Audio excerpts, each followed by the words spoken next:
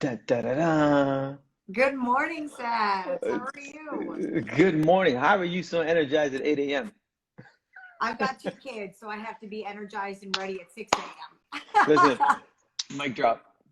It's over. That's it. Man, thank you so much for making some time for me, man. I appreciate it. I love what you're doing with the Millionaire Mindset and your, daily inspirational videos. So I'm very excited to be a part of it. Thanks for having me. Amazing. There's so much to dive in, but I'm gonna start with comparison to the Netflix show and the Matchmaker. Yeah, that's we got to start there, man.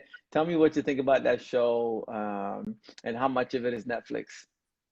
Yeah. So, Sima Auntie, Netflix needs a villain or a character, any reality show. And unfortunately, Sima Auntie and some of the other cast members just were given their roles. So that's a little bit of Netflix for the movie magic, if you will. But no, I thought the show was really amazing. It opened up the concept of matchmaking to not only non-South Asians, but a lot of our own South Asians that were, first generation living in a new country who had no idea that matchmaking was a thing back in the motherland. So for people like me who are trying to introduce it in a new way in America, that show helped a lot. Oh my gosh, good Little, morning. it's a little good morning interruption. Shaki, you don't have to say hi, but Daddy's on live. We'll just hug as we talk. Yeah, need some cuddles this morning. I feel you. It's so I've got a 7-year-old little boy and 13-year-old daughter, right? And he's just fallen in love with daddy Oh. like this summer. So it's amazing. Like he gets up and he's like, "Are you going to work? I want to come with you." I'm like, "Cool." Well, and they say it's hard for boys to find that attachment to their father. So good for you. That's amazing. Yeah, man. Okay. Can I finish my show? Okay, thanks, buddy. There we go. Yeah. That Aw. yeah, so walk me through this journey to start this company. The show is all about millionaire mindset, but really it's breaking down the idea of, starting a hustle that you're passionate about and helping others on a journey. And as you know, and I know, the more we help others, the more we learn about ourselves. And this entire show, this podcast, is really started to help me understand myself. And I was like, I can't figure it out in isolation. So let me just over invest in talking to people every morning. And then every single conversation for 48 days, and you're day number 48 for me, I've learned something, a tiny bit about myself through the journey of others. So let's talk about this business. Is it a side hustle? How did you get into it? What's life like in addition to this? Do you have a job and this is a side thing? And so let's break down sort of where this fits in. Absolutely. So it is a bit of a side hustle right now, but I've been doing it for 2 years. So Okay. definitely committed. This is the part of my life that I enjoy. It's something that, when I'm done my 9 to 5, I run to meet new clients and interview people. Similar to you, I thrive off of talking to others and sharing in their experiences. So my favorite part about being a matchmaker is meeting all these amazing new clients that I get to do every day. Right. It actually started out of a place for me, I'm a networker by heart. I've been a networker my entire life. When I was growing up in college or in high school, I was the one who was bringing different groups of people together. If you had an interesting career, I was one of those first ones utilizing LinkedIn to help people find job opportunities. So I just love that concept. And then I realized as I got a little bit older, I was married with kids and all, that people were turning to me as a trusted source for also relationships, advice or meeting people in general, because they knew I had such a wide network. And from that, out of that, I blossomed into actually putting pen to paper and saying, hey, is there an idea here? Is there something that I could do here? Fast forward a couple years later, after doing some research, I realized, yeah, there's not a modern take on matchmaking, especially not in North America. And that's why I decided to do Single Mm. Shadi. So the term matchmaker in our culture, while it's frequently used, there's a bit of that negative connotation, right? You're matching people based on this alignment and theory and stars and stuff. My mom used to say it all. I'm a love marriage according to my parents versus a marriage that fell in love, and they're Yeah. always like, oh no, you'll fall in love for the other 20, 30 years you're together. I'm like, no, I kind of want to fall in love first and then Right. like continue that love relationship. So when you are starting to piece the pieces together and friends are coming to you and giving advice is a whole another like topic we can dive into, especially in relationship. People just want to hear what they want to hear versus what you want to tell them. So how are you going, man? I'm giving advice. People are reacting to it, but there's so many ways you could have manifested it, but matchmaking was the choice. Yeah, absolutely. So the concept of matchmaking, that negative connotation, it's not just our culture. Actually, we watched Mulan this weekend with the Yes, me kids. too. Yeah, and in Mulan, you see like, oh, the matchmaker is this evil lady who's forcing Yes, girls to get married. yes. So I absolutely don't want that to be the case in my matchmaking, right? So I want to flip the concept on its head, and I take the modern approach, or a newer way of doing it. And that's how I'm addressing that negative connotation. But as far as the advice part, a lot of it is just on my life experience, right? I'm not a certified coach. I do have a coaching relationship with someone that I really trust and I refer my clients to. But a lot of it is because I have talked to so many people. I've heard about so many relationship histories.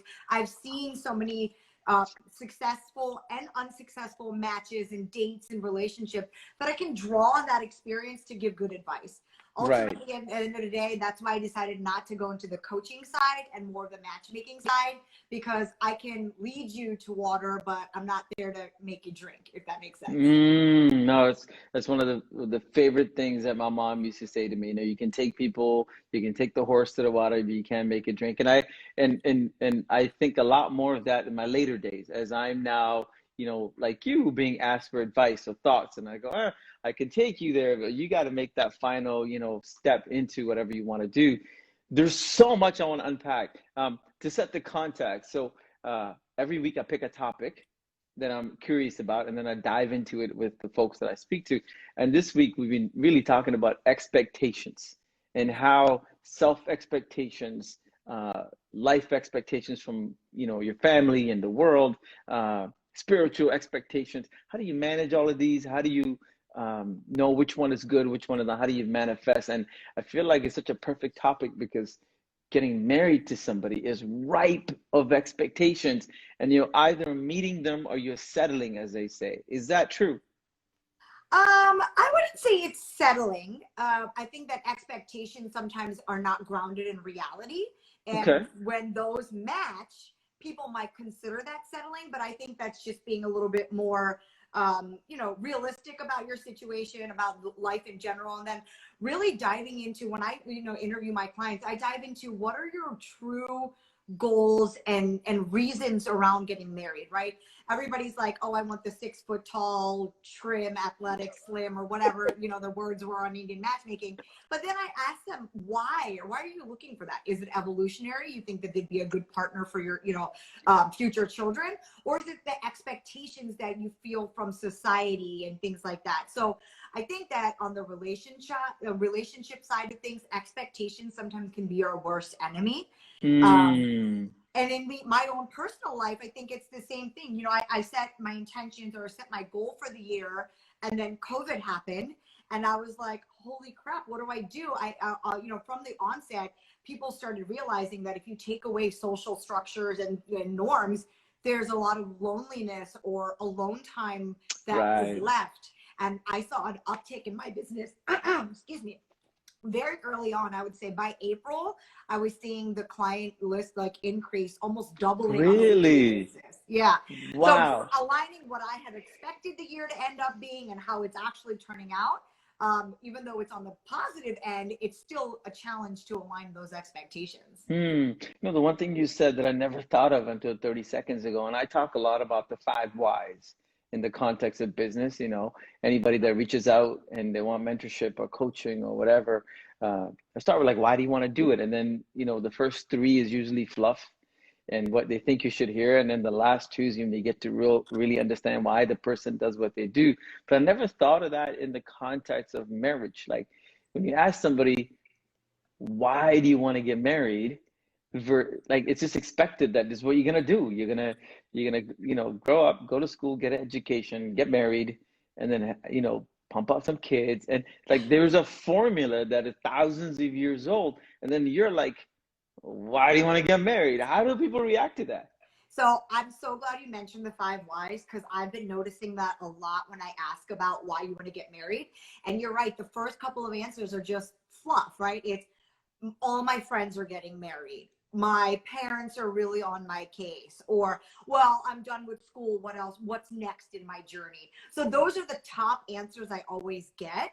And that's fine. That could truly be your motivating factor. But then I do want to find out what underneath that, right? Just because your friends are getting married doesn't mean you need to get married. What is that driving Mm, principle? Is it because, oh, you feel that you want, your friends might be outgrowing you, or what is that underlying reason?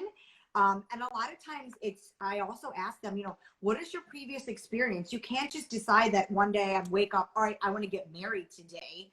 So I want to know where they're coming from too when they're approaching marriage. It's one thing to be serious, yeah, I want to get married, but what does that look like? mm.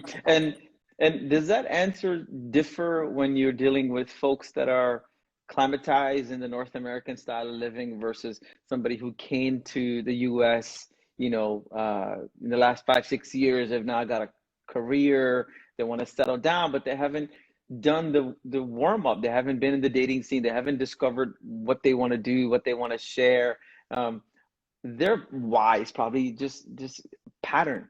I would say one of the most amazing breakthroughs that I've had while doing this is realizing that people are really fundamentally the same. So you mentioned people, South Asians who are newly emigrated to the West Side. No, they actually have dated in the past, and they come to America and they are finding out what they're interested in and enjoying their life. So they actually oftentimes have more life experience than some of my Huh, born and raised North American clients. interesting. So I think that was a really cool breakthrough for me to find out that just because they live on the other side of the world doesn't mean that their life was that much different. Right. So that was really cool to find out. But I would say, yes, there are still nuances about that. I think that people in America are just approaching it from a later concept, right? You don't go through your whole life saying like, well, I'm aiming towards marriage, right? It's the education piece first and foremost. And I think the career, I find that on newly emigrated people, that education is there, but the career aspect is maybe not as high, right? I've got a good job, I'm making good money. I'd rather, that's as far as sometimes they want to go. Whereas Mm. more of the Western educated people are like, well, how high can I go? And then realize I want a partner that's going to come along with me for the journey, and not just this is my next stage in life, is having a partner. Yeah, no, I love that, man. Let's switch courses for a second. I want to talk Sure. about you. I want to talk about you, the entrepreneur. Yeah. Um, Take me through sort of, what your life has been like, because a lot of people that get into side hustle, uh, sign up for a different type of life. And then you add on top of that the mom label and the wife label. And now you've got 3 or 4 different really important roles. They're all independently important. When combined, they're even more important. Um, why the side hustle? Do you come from a background of, side hustles and business? I creeped on your LinkedIn, obviously, and you got a great career of working for big companies. What is the need to pursue this side hustle? I feel that I come from an entrepreneurial background. I've always had that enterprising bone. I've done small things here and there through high school, through college.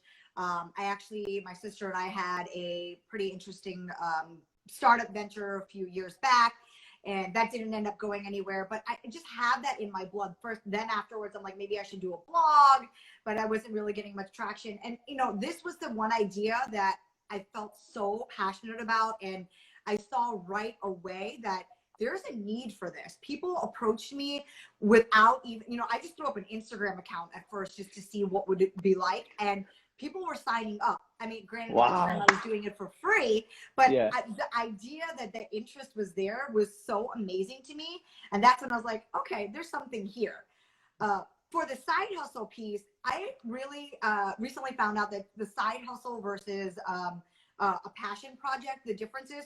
So I would say this is more of a passion project for me. Okay. Side hustle, it's not income generating. So in that sense, I'm not there yet. I'm actually spending a ton more because I want to invest upfront and making sure this is getting off Sure. the ground the right way.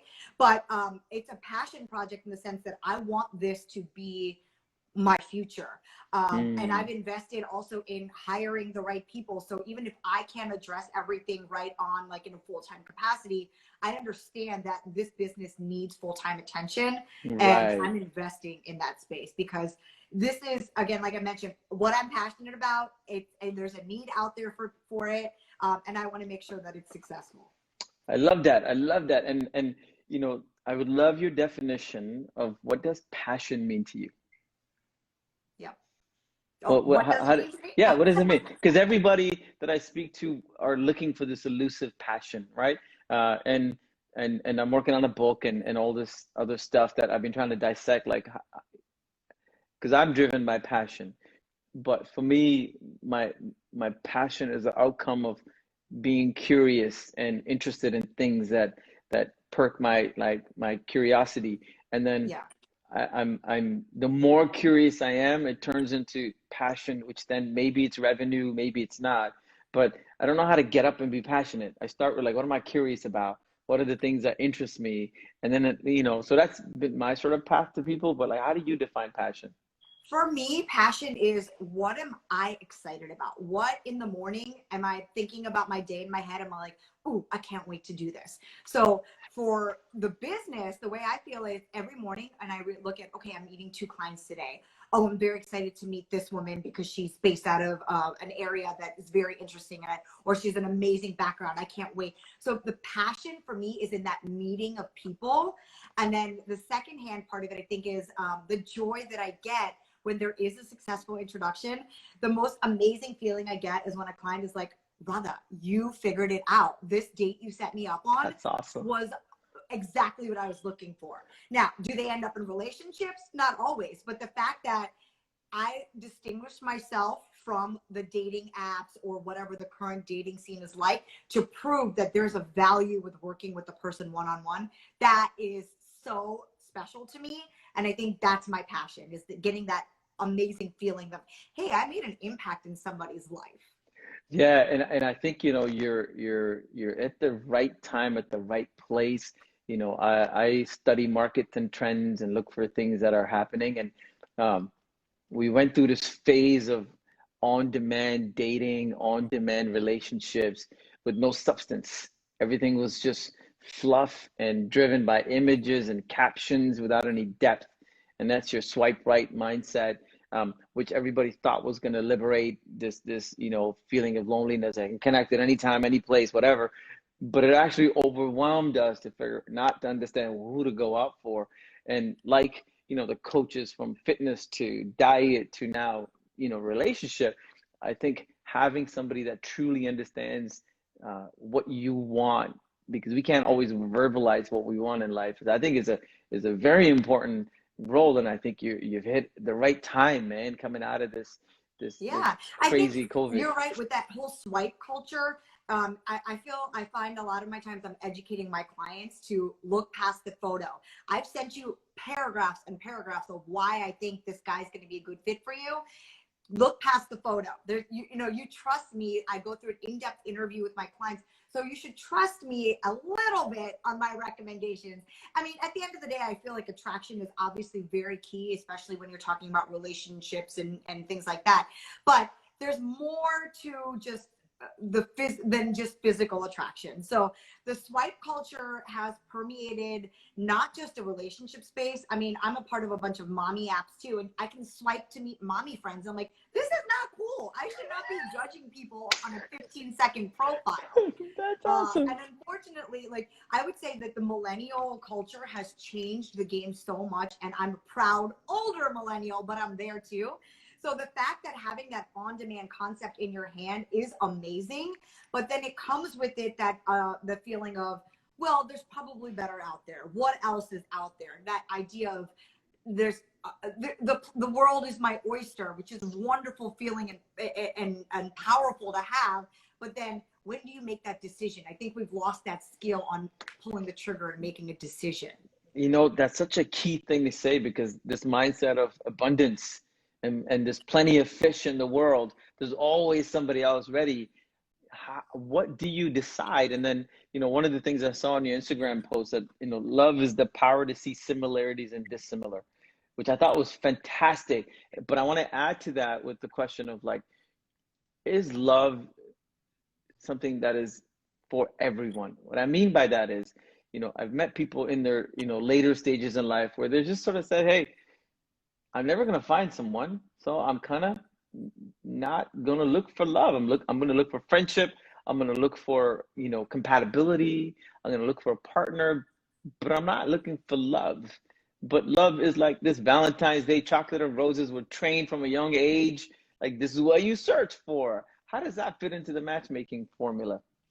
I think you hit the nail on the head, right? The idea that, oh, the Bollywoodization, the romanticization, we have this feeling of what love should be, but love can be friendship and companionship. I would say, so my parents had a love marriage back in the day, you know, and They everybody was did? like, it was so Whoa. taboo.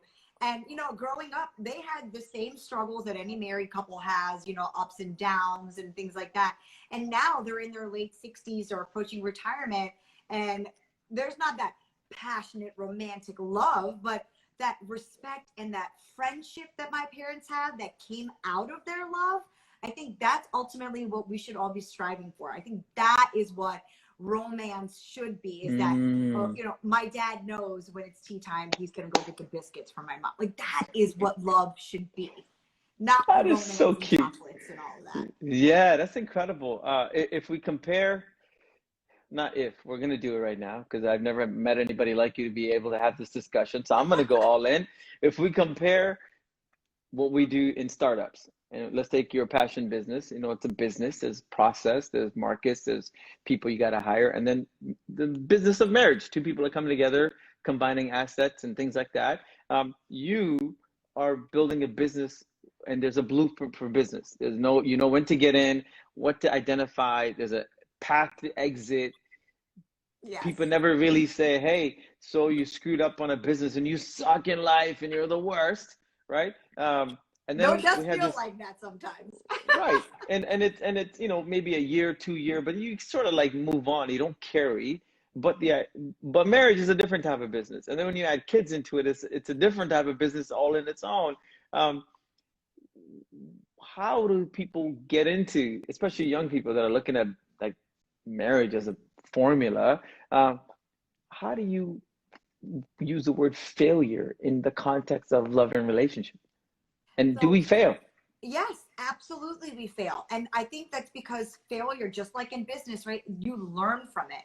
So when I do take on new clients, we go through their relationship history, because I want to know, you know, your past experiences, however varied they might be, you should have learned something from that. That failure, quote unquote, should have taught you something, or a realization like, I don't particularly like something, or I do want it to be a certain way. So what you've learned from that failure or breakup, if you will, in the relationship space teaches you a lot.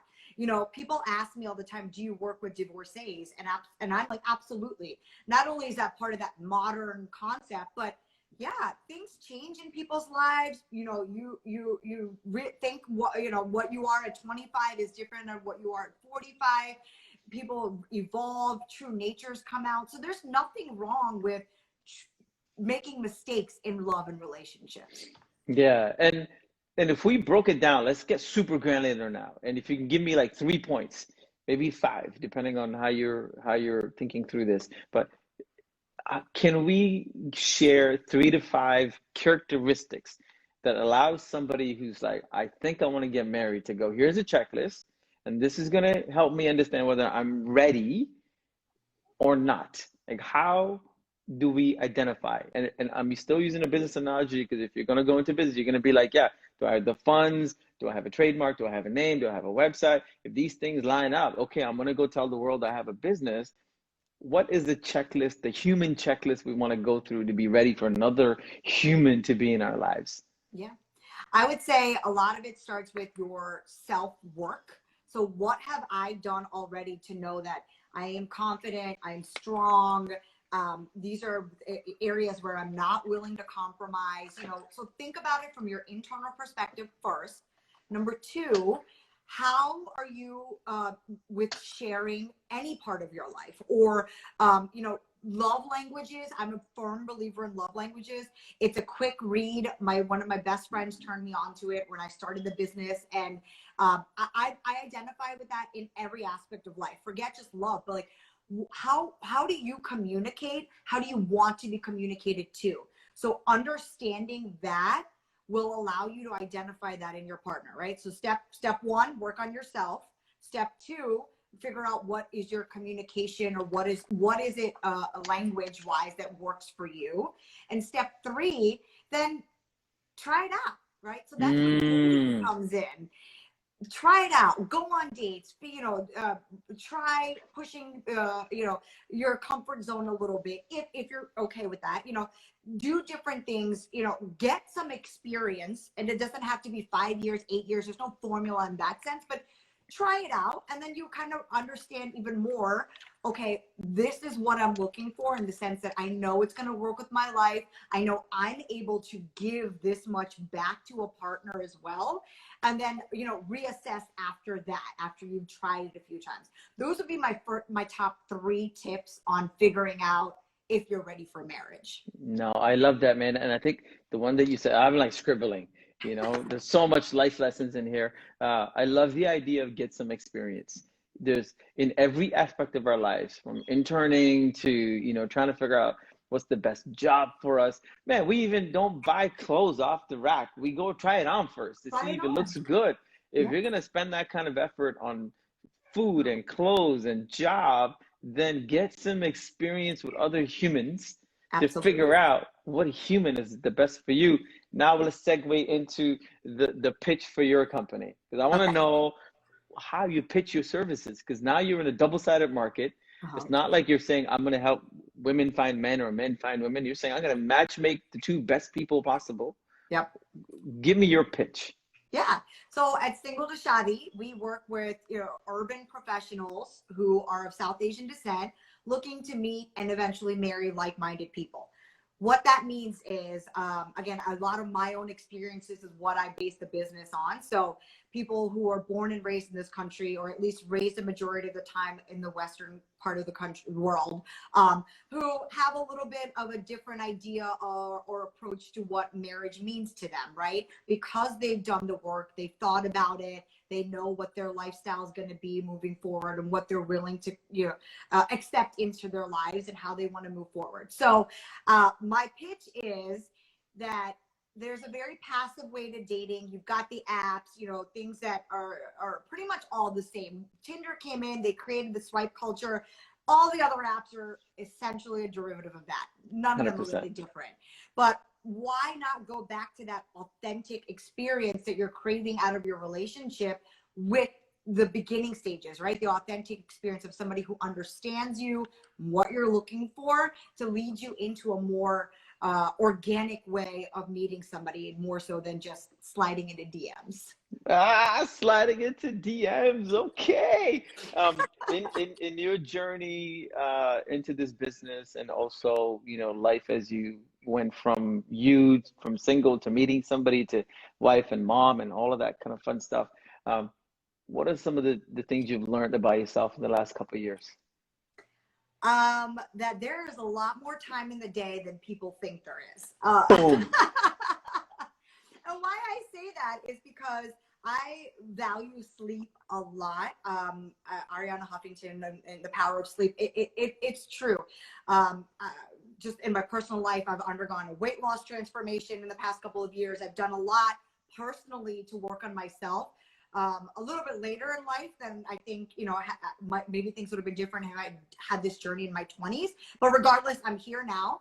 And I realized that there's a lot more time in the day if you are being intentional about it. So I value my family time.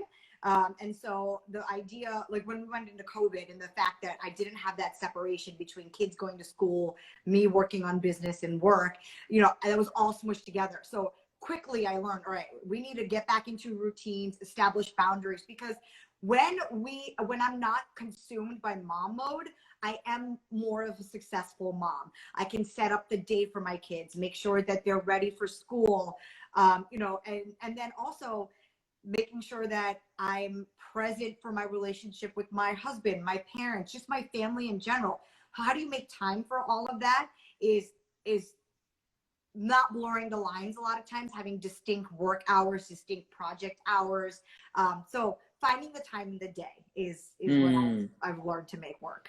Yeah. Yeah, learning how to control time is the one thing nobody ever teaches you, Yeah. and it's the number one resource in everybody's life. And I don't care who you are, we all get the same 24 hours in life. Yep. And the minute you understand that, you start to pay attention to the hours. And I've been on this journey for the last 30 years to time hack, learn where I splurge and I Yep. regret, where I'm scarce about the minutes I spent with who, and finding the balance between me and the world. And I'm still working on it. And I choose, like you said, consciously to go, yeah, 9 to 10, I'm going to spend some time getting inspiration. I can read a book, I can meditate, I can listen to podcasts, or I can have a human one-on-one. But this is now how I give myself time. Do you practice other sources of gratitude, manifestation, meditation? How's those kind of things in your world? Yeah, I enjoy the meditation part of it. We recently got a new puppy, and Yay. yeah, listening to an inspirational podcast, listening to your talks. I put on my headphones. We walk 10-15 minutes in the morning, 10-15 minutes in the evening, and that is my time. You know, it's quiet. I've got my headphones in. My dog's doing her thing. I'm respecting, introspective, and thinking. And I like that. It's a little bit of like getting away from the world, and it Right. helps me just recenter. And I might be thinking, I might be wandering. Definitely, that's an issue I have when meditating, is that my mind's all over the place. But it's stuff that I want to think about, or I'm intentional about it. Yeah, that's a great way to put it. I'm still struggling with meditation because I feel the need to control the noise. But everybody I speak to, they're like, the noise is the meditation. And Yeah. that's and I haven't absorbed that yet. So I'm still battling this need to like find, clarity and silence, but Yeah, I do it do through it with different an things. activity. So I've tried that too, where I was like, oh, I'm going to sit in a dark room for 15 minutes. And I feel like my thoughts wander way more when I'm trying that. So I like guided meditations. You know, Deepak Chopra's got a great challenge out on his app. So any of those, and yeah, I do find that my mind wanders or whatnot, but I'm focused on an activity. I know that, again, with walking the dog, that's all I'm here to do, is walk the dog and listen. Mm. So I don't get distracted. I'm trying to do it in my space where there's a phone or a computer. That's the end of the world. I cannot focus No. at that point. No, I agree. And for the last 30 days, I've been practicing 15 minutes of daydreaming every day. And that's for me a kind of meditation where I stare out through that window or from my office and I'm just staring with no real purpose. And for me, that feels a way I can meditate and get some clarity by just wandering and not judging. And I think for me, judging thoughts is the biggest thing that I've been trying to get out of. And segueing that into back to what you're doing, how do you connect people? Like when you meet person A and person D, and you're like, man, I think these two folks could be really good together. What are you looking for? What's the secret sauce? What's the magic? Without telling your business. Yeah, absolutely. I think, and this is something that, again, carried with me from pre-matchmaking days too, is picking up on that little nugget. What is interesting or different, or what is that person passionate about? You know, it started with just, have you heard of this newsletter or podcast recommendation, things like that. Just keeping that in my mind. Similarly to my friend who introduced me to the love languages, she just really was like, oh, you're doing matchmaking, have you heard of this? So just keeping that in your mind. I think that's my secret sauce. And people, you know, a lot of times people approach me like, have you thought of an algorithm? Have you thought of putting the, you know, technology behind it? And in my mind, I'm like, No, I'm the algorithm. I'm the one who personally talks to every single client. And I know I take notes because I can't remember everything, but there's those little nuggets and you're like, this is why I think it's going to work. And that's what I explain when I'm introducing my clients. So look past the photo, people, read what I'm telling you. I am the algorithm. That's the quote of the day. I love that. You're like, I am the algorithm. It's The called the natural, anti-algorithm.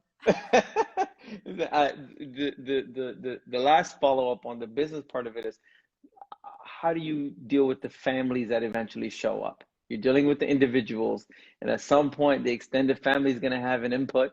I've seen enough of these shows to Yes. see what happens. How do you bring the rest of the world into the two people? So that is a little bit of where I think coaching and advice comes into play. Again, I'm not an expert. We do have a coach we recommend, but when I am interviewing people and asking about their motivations and what it is that you're looking for, I think that when they talk to me a lot, well, my parents want this and my parents want that, is when I try to take the opportunity to nip it in the bud. That, okay, I understand that we all have our family pressures and our backgrounds, and what our family has contributed to our preferences is fine. I had that preference that I wanted to marry an Indian guy who was born and raised in America, right? That was came from my family as well. But how am I incorporating that into my life? And at what point Mm, is my family going to be the end all be all? Like you have to examine your relationship with family. One of my, I think, hallmarks of why I'm a modern approach to the business is I don't work with families. I don't work with proxies. I get a lot of inquiries. I think families are my greatest networking tool, which is wonderful. But if you say to me, I have a daughter who's interested in getting married, I will, respectfully answer back, that's great, have her reach out. Just because yeah. there's a lot of pressure and nuance around marriage already. And I don't want the family imposition on that to be your motivating factor. Right. And I think what you're doing, which is amazing, is, you know, people went from I'm alone to I can't tell people I met you on Tinder, even though, I went looking for somebody and I found somebody. And now I think you can give people permission to say, yeah, I used a matchmaker and it's a smart thing I did and not a sign of weakness that I Right. couldn't do it myself. And and that for me is like probably, when I looked at your business, the greatest USP to be able to give people the confidence to say, I found a matchmaker and it was a conscious decision. It was an intelligent grown-up decision. And just like all the other experts that helped me in my life, for this important part of my life, I hired somebody to help me make the best decision and deal with it from a power position, a strength position, and not shy and weakness. Absolutely. And I had to overcome that myself. So my origin story of my husband and I relationship was I went to a matrimonial convention knowing that I wanted to get married. And in the beginning, a lot of it was like, ooh, do I tell people? Do I seem too aggressive and that? But now I embrace it. Ravi Patel did a movie about it. So I Yes. embrace it because, I knew what I wanted in my life and I was at a point where I was okay with going after it. And my husband will tell you right now that I brought him dragging and, kicking and screaming. But at the end of the day, ultimately, we both realized that we were there for a reason, and our reasons aligned, and that's why it worked out. It doesn't matter where or how you meet the person. So there's nothing wrong in being proactive about it. Yeah, and I love it. And there's another quote I saw on your site. In the end, there's no desire so deep as a simple desire for companionship, which for me is an incredible way to encapsulate this morning's conversation. Whether you're an entrepreneur, whether you're looking for love, we're all trying to find places to belong to.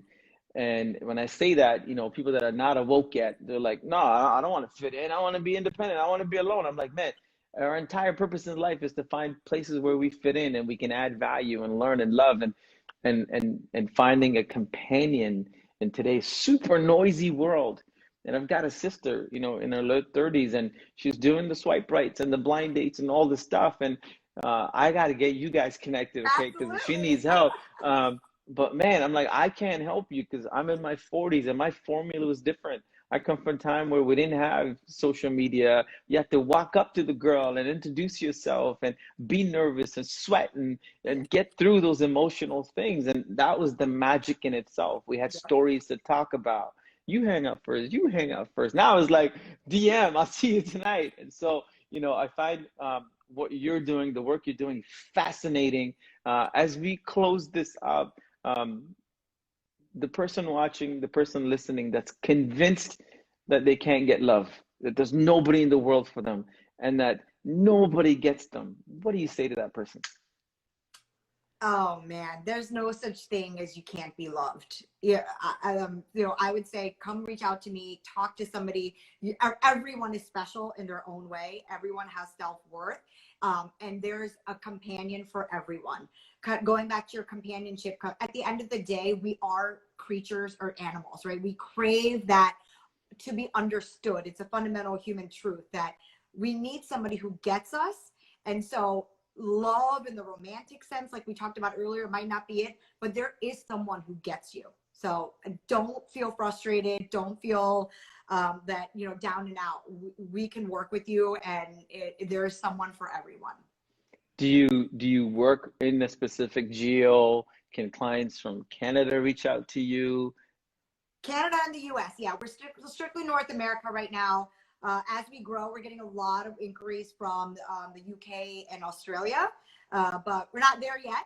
Eventually, soon. But right now, I'm kind of drawing a lot of my own personal background with that North American mentality, and so that's what we're focusing on right now. Listen, I love the fact that your business is about connecting humans, bringing joy and companionship, and the results and the success is like people coming together. Like that's the outcome of your business, and that's your side hustle and your passion. I love it. Thank you so much for sharing and spending some time with me today, man. Thanks, Sats. It's been a pleasure chatting with you. Thanks for the opportunity. And if there's a way we can start a side business together to help young people not spend millions of dollars on weddings, let's do it. All that money should go into a bank account to buy a house, not on these Absolutely. Anything besides booze at a wedding for people you over never the see top. again. I'm like, look, your wedding does not need a same day edit. I don't care who you are. Save that 30 grand for your kids. No, I'm just kidding. I love it. Thank you. I look forward to keeping in touch, and we're here to support and help any way we can. But thank you for your time this morning. Bye, Sat.